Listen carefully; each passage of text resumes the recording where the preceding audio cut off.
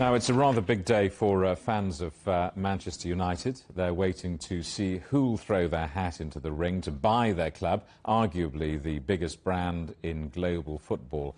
The first deadline expires in just a few hours' time. So far, there's only been one public declaration, the British businessman Jim Ratcliffe. But all eyes are now on the Qatari royal family, widely expected to announce their offer. Let's talk to Mark Middling, who's an expert in football finance at Northumbria University. Mark, good to have you. Welcome. Well, tell us a little about the main bidders.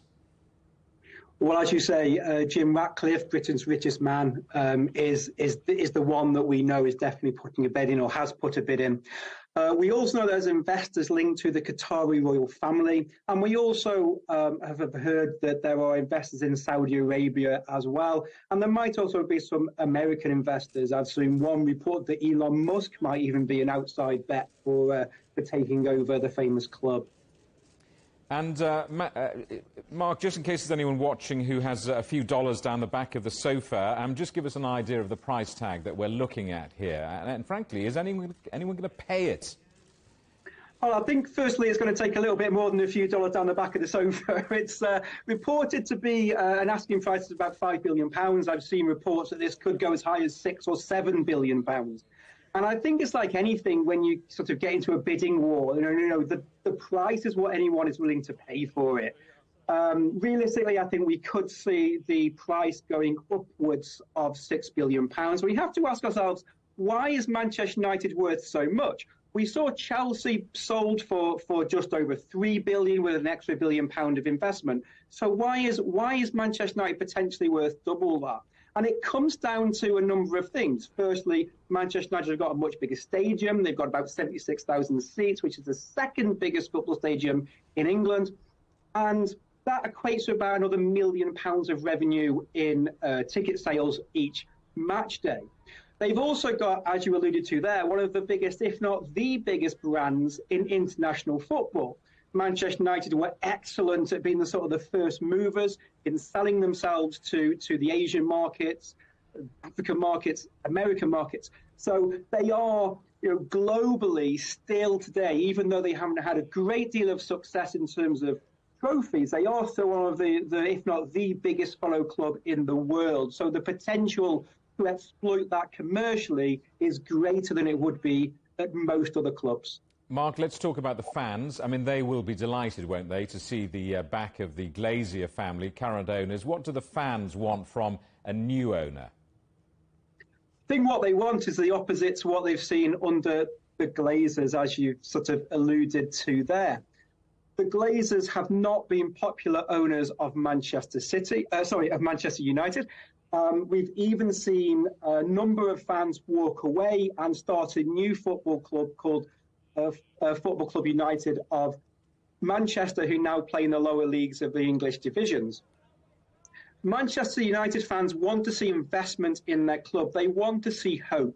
We've started to see that with Erik ten Hag in charge on the field, but they want to see it off the field too.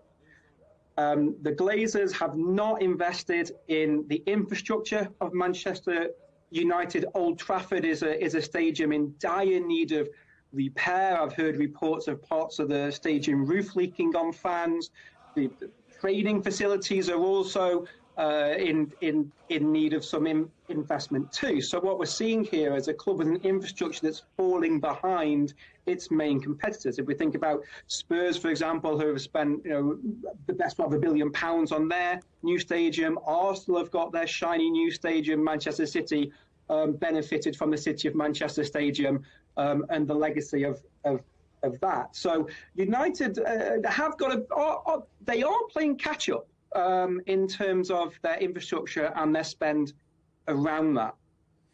Mark, as we all check our pockets to see if we can raise $6 billion, I mean, is owning a football club a vanity purchase? I mean, this is a serious business programme. Is it a legitimately good business, a good business investment?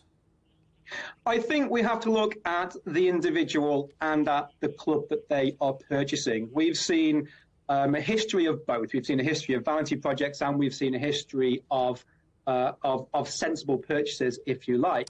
Take the local club here, Newcastle United, you can't really call Mike Ashley's reign there a vanity project. It was a very hardline business decision that Mike Ashley brought Newcastle United. He would have looked at it, seen an undervalued asset, owned that for a period of time, and more than doubled his initial investment in that period. So, in some respects, you can look at it as a good business decision. That said, you need a lot of luck. Manchester United is one club that stands out from the crowd as being a sensible business proposition, and it being, because of the commercial success of the club that I alluded to earlier, it does sort of stand apart in being, very commercially successful, which many football clubs aren't